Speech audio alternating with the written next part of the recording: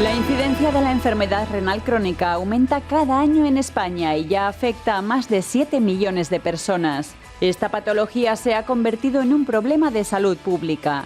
¿Cómo afecta la COVID-19 a los pacientes renales, tanto dializados como trasplantados? ¿Qué papel desempeña la enfermería en el tratamiento de esta enfermedad? Enseguida se lo contamos. Bueno, pues tenemos mucha suerte porque se ha empeñado mucho tiempo en que hiciéramos este programa Elena Fernández Puyol, y también ha ocurrido algo muy curioso, y es que Daniel Gallego nos avisó en un programa que nosotros hicimos en relación con la nefrología que había algunas cosas que no se habían entendido suficientemente. Nos acompaña Patricia Sequero, que es jefe de servicio del Hospital Universitario Infanta Leonor de Madrid y desde noviembre del año pasado es presidenta de la Sociedad Española de Nefrología. También nos visita Daniel Gallego, como les decía, presidente de ALCER, Federación Nacional de Asociaciones para la Lucha contra las Enfermedades del Riñón, y que en su rigor y en su exactitud y en su trabajo ayuda a ser un colector más de pacientes que tienen esta patología. Porque les voy a decir una cosa, la nefrología la conocemos cuando estamos enfermos, pero oímos muy pocas veces voy al nefrólogo. Suelen ser pacientes que van a un médico que es nefrólogo. Así que, Patricia Sequera, ¿qué es la nefrología? Me gusta la pregunta porque la verdad es que es una desconocida. Hasta que uno no tiene un problema renal o un conocido, pues no se va a dirigir y va a saber lo que es el nefrólogo, y con mucha frecuencia nos confunden con el urólogo. Entonces, la nefrología es una especialidad que parte de la medicina interna, somos más similares a la medicina interna que a los cirujanos, y que se encarga de las enfermedades del riñón, pero no solo eso, sino que también se encarga de todo aquello que tiene que ver con el medio interno, es decir, los trastornos hidroelectrolíticos, también el manejo de la hipertensión arterial, cómo no, el tratamiento de las enfermedades renales, tanto las agudas como el tratamiento de la enfermedad renal crónica, con el trasplante, la diálisis.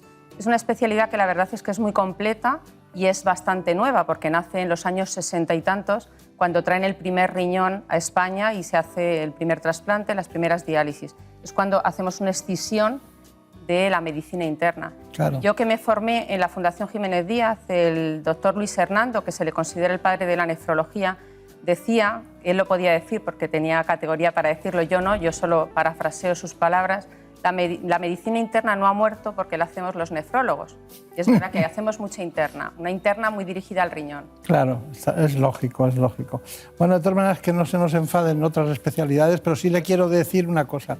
Cuando se hizo la Liga Española de Lucha contra la Hipertensión o la Fundación en contra de la hipertensión, había cardiólogos, internistas, directores de unidades de hipertensión, y el nefrólogo quedaba siempre que es el verdadero, el que tiene el conocimiento del proceso renina-angiotensina desde el principio, y ustedes saben lo que hay que hacer en cada caso. No digo que ellos no sepan, pero quisieron estar ahí, ¿no? De hecho, creo que fue fundador el doctor Rodicio, fue uno de los fundadores. Nefrólogo también del 12 de octubre. Sí, sí. Bueno, pues una vez sabido eso, ¿cuántos nefrólogos hay en España?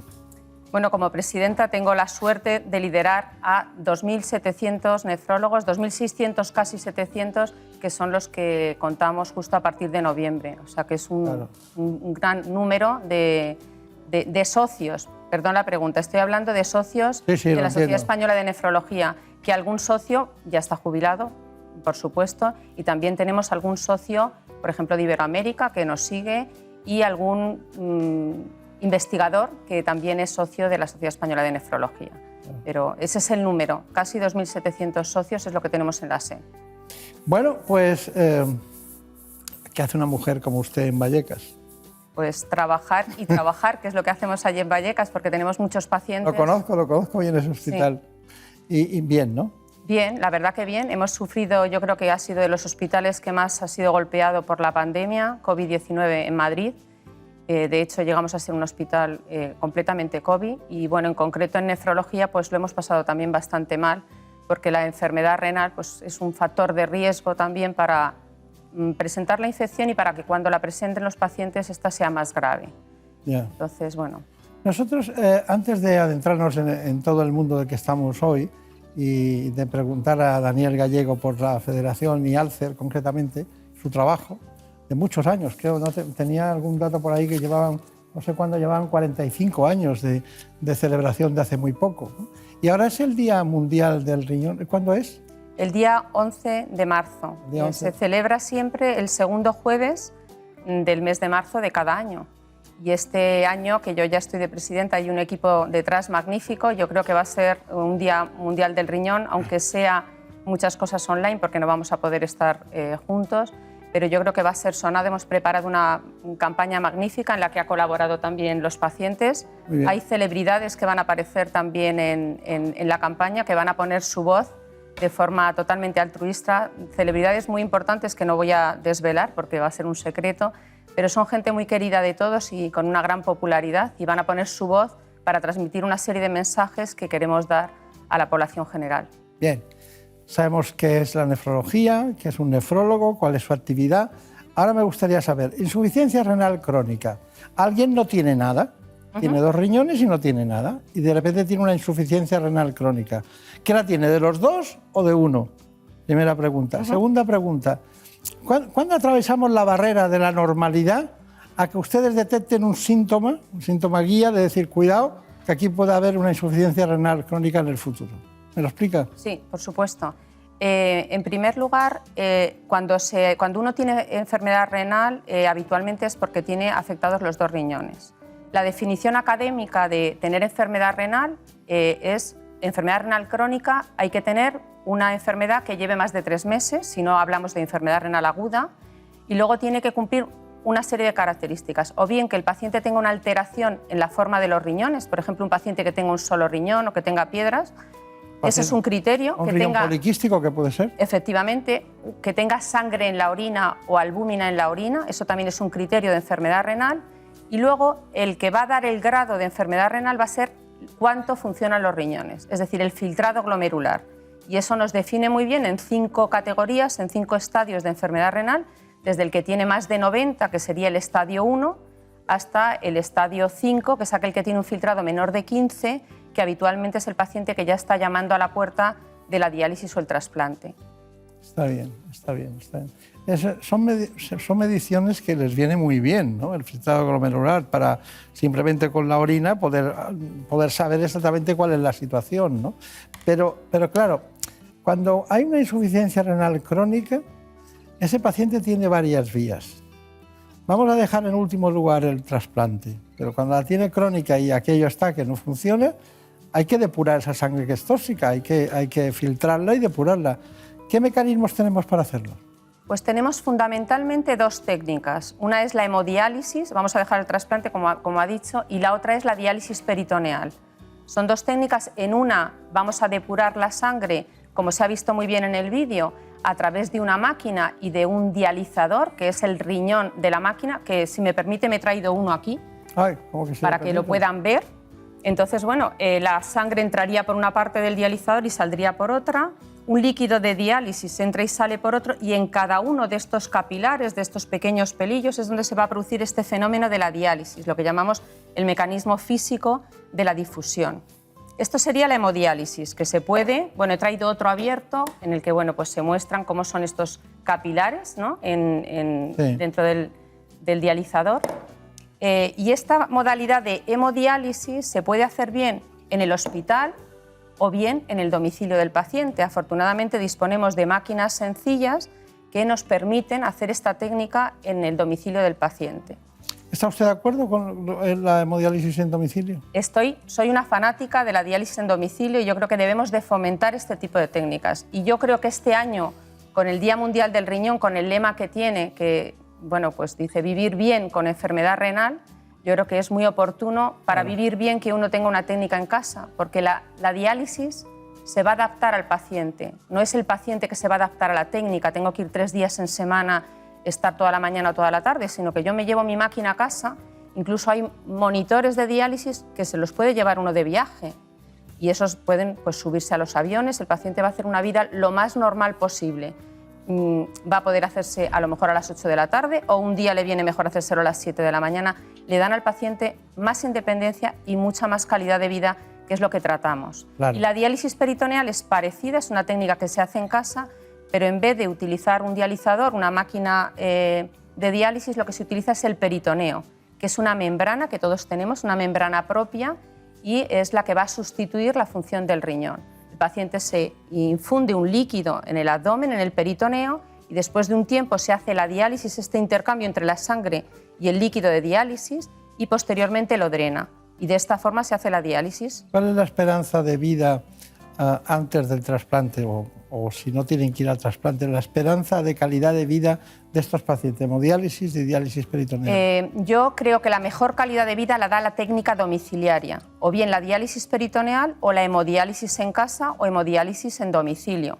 Ya. La mejor calidad de vida porque le permite a uno recuperar la normalidad. Uno cuando está enfermo quiere recuperar esa normalidad y le va a permitir hacer una vida social, laboral. Un ejemplo típico son los niños, por ejemplo. Claro. Los niños pequeños que siempre se trasplantan pronto, pero los que no se trasplantan, casi todos están en la técnica de diálisis peritoneal. Primero porque no tienen que tener las agujas y luego porque los padres pueden durante la noche conectarles a la máquina de diálisis peritoneal, que el niño mientras duerme se dialice, por la mañana se desconectan y el niño puede escolarizarse, ir con sus amigos, hacer una vida familiar mucho más normal. Así que para la calidad de vida, sin duda, yo creo que hay que promocionar las técnicas domiciliarias. Muy bien. Estarán muy contentos en los ministerios correspondientes, tanto el de Hacienda como el de Sanidad, cuando usted dice esas cosas, ¿no? Bueno. Que usted las dice porque las cree basadas en la ciencia. Por supuesto. Pero antes de que Daniel Gallego nos cuente Alcer, que es que hay que darle una apartada, la veo muy entusiasta, de todas maneras, a usted. Lo soy. Muy entusiasta. Mucho, de mi especialidad y de lo que hago. Sí. ¿A qué hora se levanta por las mañanas? Uy, si se lo digo me da un poco de vergüenza, pero mis amigos lo saben, a las 5 de la mañana estoy levantada. Claro. Y trabajando o haciendo, estudiando, preparando cosas. Ya conozco a dos presidentas, una de una compañía de seguros y usted médico, y usted ahora, que se levantan a esa hora. Pero antes de ser presidenta también me levantaba. Lo que pasa es que ahora me tengo más exigencia y tengo que estar a todo. Bueno, se le nota mucho. Vamos a ayudar a lo que podamos con el Día Mundial.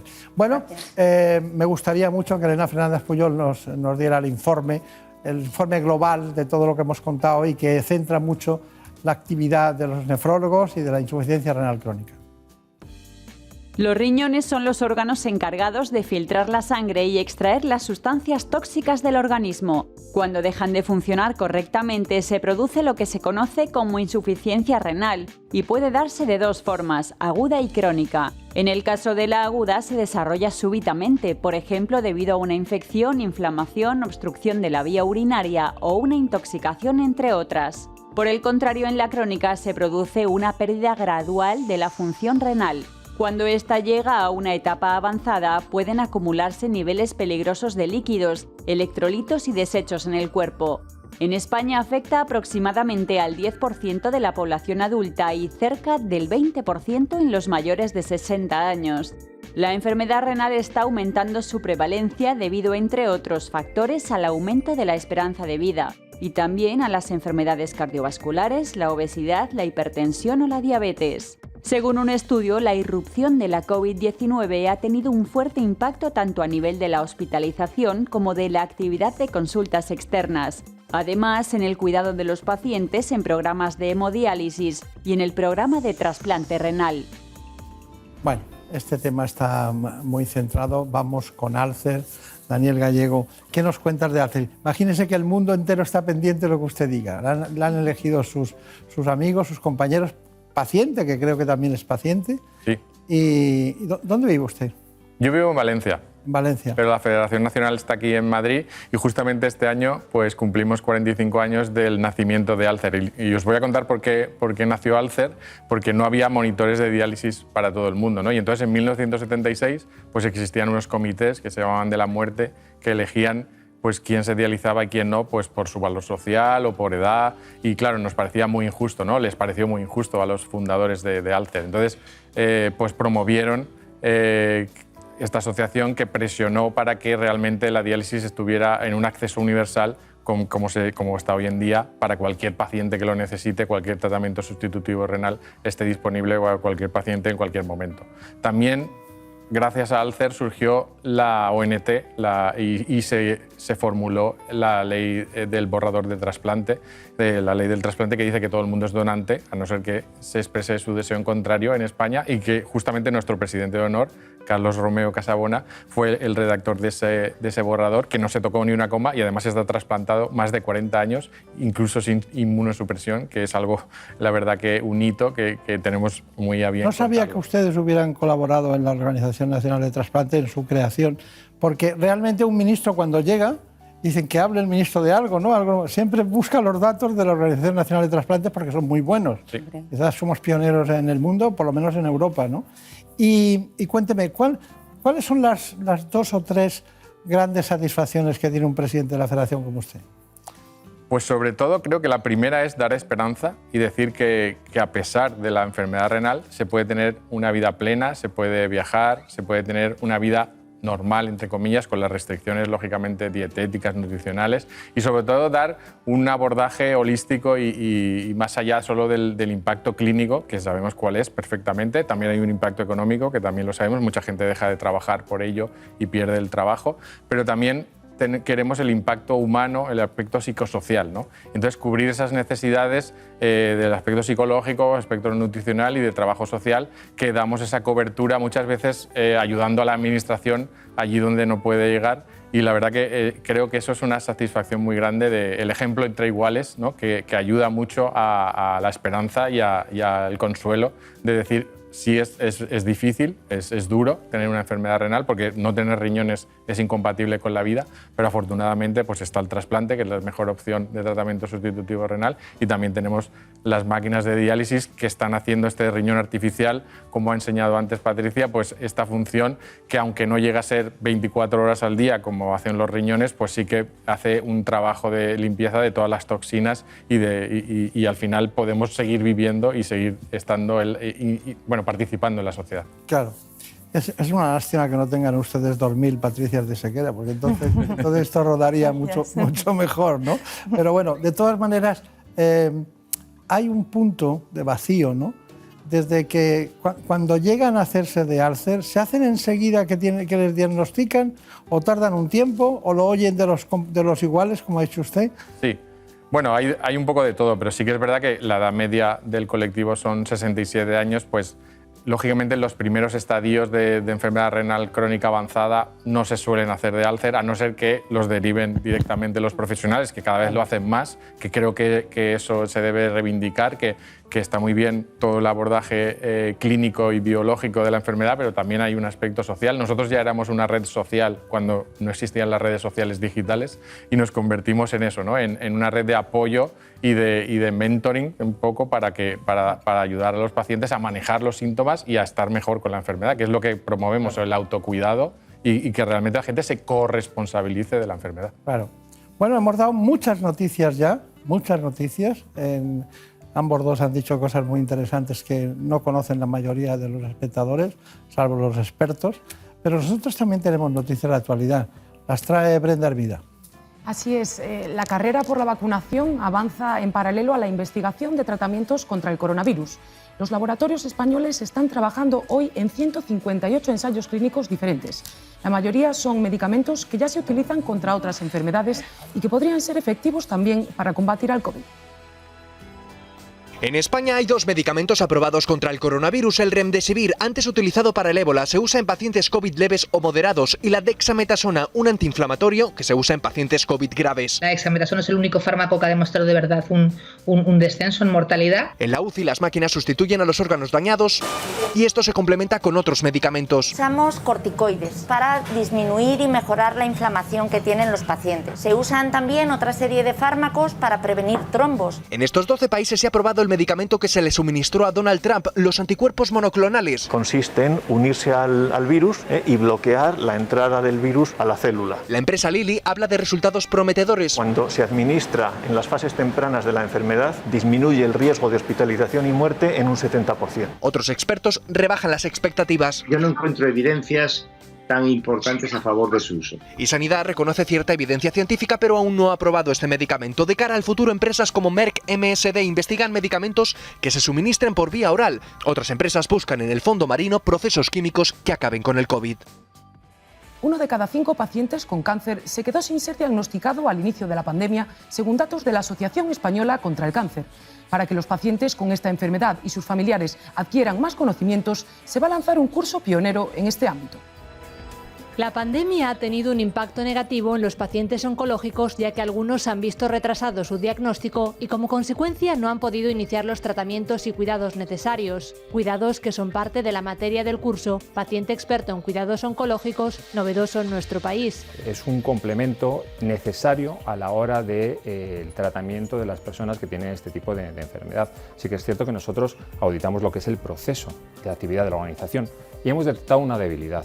En ese sentido, en materia formativa, que es uno de los puntos que tenemos que auditar cuando realizamos auditorías contra normativas de calidad, detectamos un gap, una necesidad, que es la formación en este tipo de servicio, de actividad. Una formación con la que se adquieren los conocimientos para mantener un rol activo antes y después de los tratamientos. El objetivo del curso es dotar a los pacientes oncológicos de una herramienta que les permita mantener su calidad de vida durante el proceso, para que al final del mismo también recuperen lo que era su vida anterior. Creemos que hay que hacerlo de forma reglada y de esa forma lo que hemos hecho es establecer unos criterios que avalen la formación de una forma muy concreta en todos aquellos aspectos que vayan a mejorar y que vayan a acompañar al paciente durante el proceso. Con este curso, que se realiza online y dura 3 meses, el alumno adquiere una titulación oficial. La titulación y homologación de esta formación viene avalada tanto por la Universidad de Stanford como por la Cátedra de Prevención de Riesgos Laborales de la Universidad de Córdoba. Estas instituciones avalan esta formación para aquellos que quieran aprender más sobre el cuidado de pacientes oncológicos y también para los que busquen una nueva salida profesional. Y por último, les hablamos de una de las relaciones más importantes en nuestro cuerpo, el diálogo entre la piel y el cerebro. Aunque no seamos conscientes de ello, se trata de 2 órganos estrechamente ligados y que funcionan en plena sintonía. Es decir, lo que le afecte a uno se reflejará en el otro y viceversa. Mucha gente no conoce el estrecho vínculo que une nuestra piel y nuestro cerebro. A continuación, les contamos de dónde sale esta conexión y cómo nos afecta. Esta relación viene desde nuestros inicios, desde el embrión. Ana, tú lo sabes bien. Efectivamente, la última capa del embrión, que se llama neuroectodermo, el embrión tiene 3 capas, es la que forma la piel y el cerebro, la mente, con lo cual estos órganos están unidos de por vida. Y tan importante es este nexo, que es el que marca los primeros estímulos de un recién nacido. Esas primeras caricias, esos abrazos, ¿no?, van a fomentar de una manera clave el desarrollo de nuestro sistema límbico. Se trata, además, de una relación bidireccional, es decir, los factores psicológicos como el estrés o la ansiedad pueden repercutir en nuestra piel, pero también pueden ser las manifestaciones cutáneas las que desemboquen en algún tipo de trastorno psicológico. Por ejemplo, el acné, además, en etapas tan importantes como la adolescencia, que es cuando nos estamos formando. Con el paso del tiempo, nuestro sistema nervioso envejece y el diálogo entre la piel y el cerebro se va ralentizando. Por ello existen productos con sustancias capaces de mantener activas nuestras terminaciones nerviosas y conservar así el efecto de acción-reacción entre ambos órganos. Pero, ¿se tiene esto en cuenta a la hora de formular los productos cosméticos? Claro, la relación piel-cerebro está muy estudiada. De hecho, incluso a la piel se la denomina en ocasiones el tercer cerebro, porque ella tiene reacciones autónomas, es decir, sin que el cerebro diga nada, es capaz de reaccionar para autorreconstruirse. ¿Y de qué manera podríamos intensificar este vínculo? Uno de los ingredientes que tienen todos los productos de la línea es Skin Empowering Illuminator. Es una tecnología de muchos diferentes ingredientes que consiguen mantener esa relación piel-cerebro o ese sistema nervioso activos y saludables, es decir, que no se vuelvan lentos e imperfectos. Por ejemplo, toda la línea KEI Radiance Care tiene esta tecnología de la que te hablo. Y no solamente los productos de tratamiento, sino incluso todos los productos de maquillaje. Es decir, estamos embelleciendo la piel, pero la estamos tratando. ¿Por qué? Pues porque partimos de la base de que si no tenemos una piel saludable, es imposible tener una piel bella. Por tanto, factores como la textura, la suavidad o la luminosidad de nuestra piel no solo nos hablan de belleza, sino también de nuestra salud. Descubre mi secreto de la longevidad con Shiseido, mi mejor aliado. Un viaje a la belleza interior. gracias a la tecnología antiedad más avanzada. Shiseido Future Solution, un hito científico con Skin Gencel 1P y la legendaria hierba en Mei. Mi secreto para frenar el envejecimiento presente y futuro de la piel. Bueno, pues después de conocer las noticias de actualidad, magníficamente presentadas, Brenda, me ha gustado mucho en todos los sentidos. Y quería saber, Marina Aturiá, que está también con nosotros, ella trae las preguntas de los espectadores, porque claro, los de Alcer se llevan casi todo, pero nosotros recibimos también preguntas.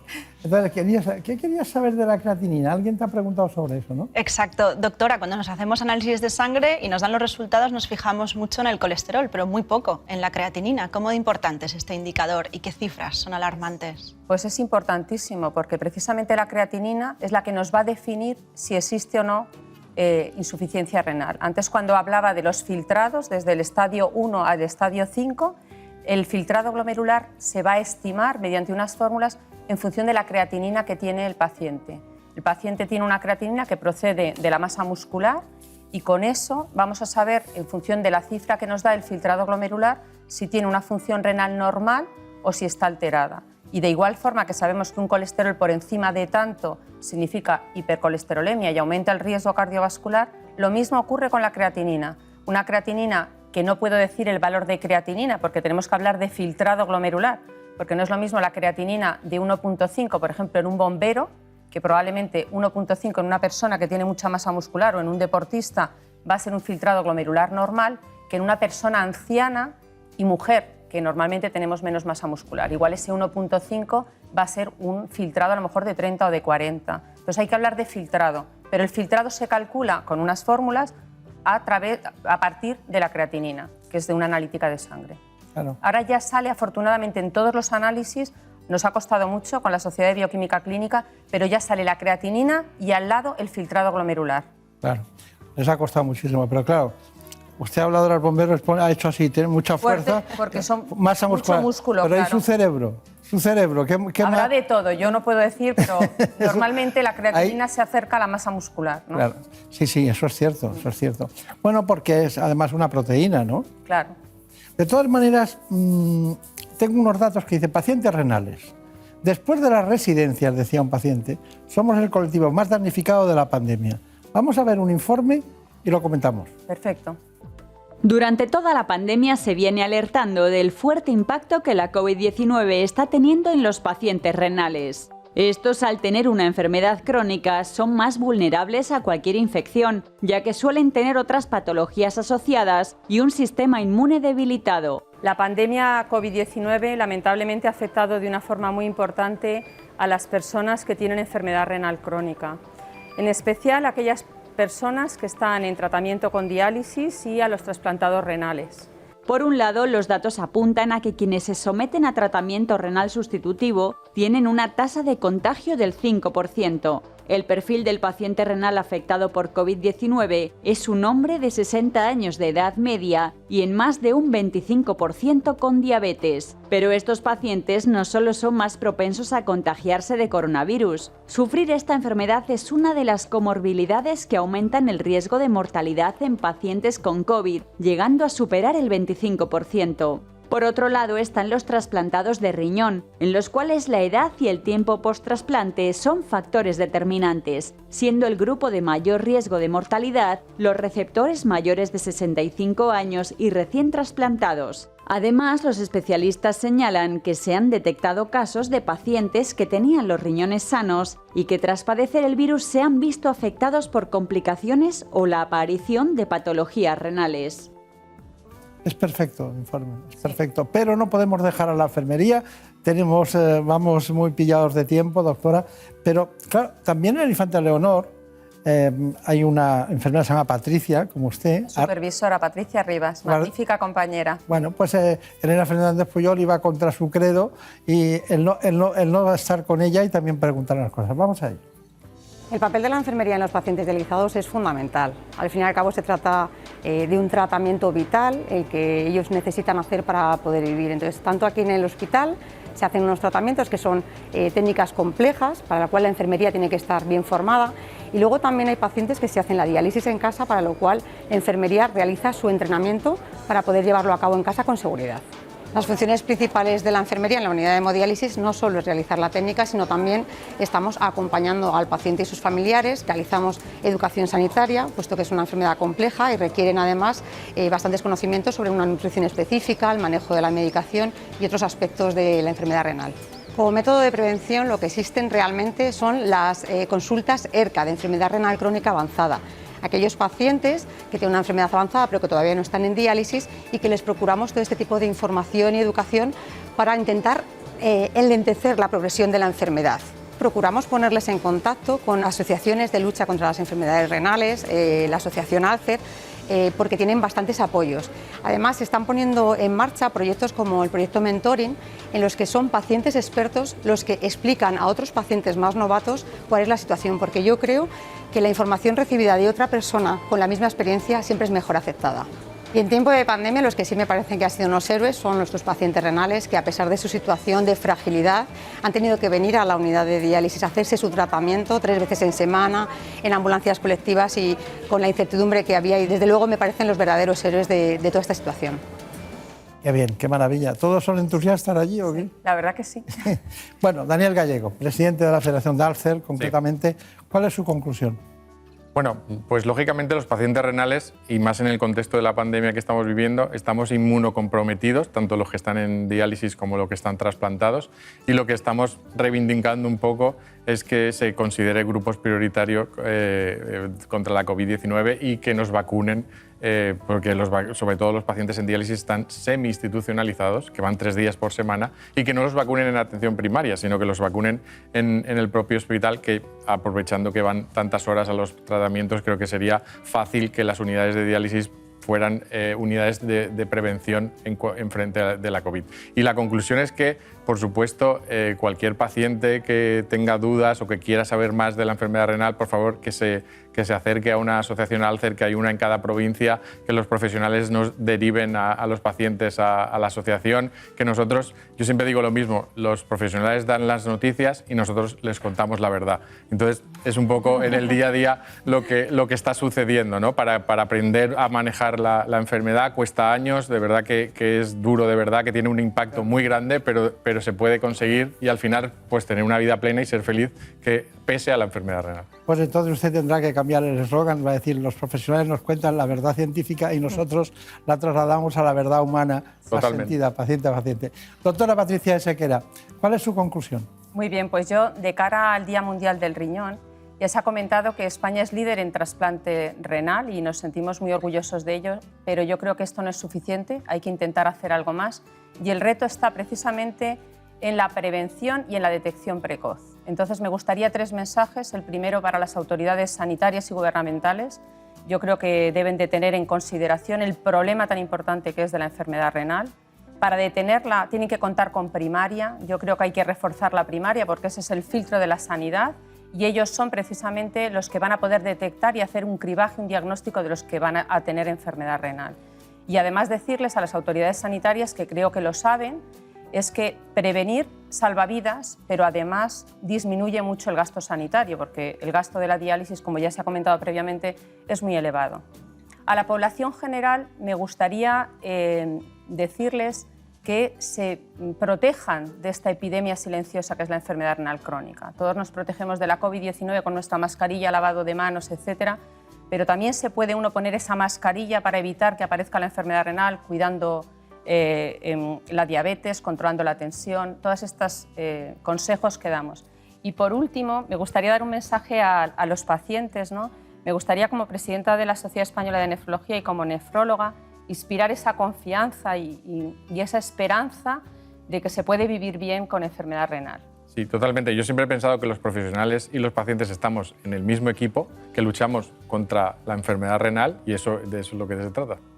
Está bien. Qué difícil es concluir con alguien tan interesante como ustedes dos, en todos los sentidos.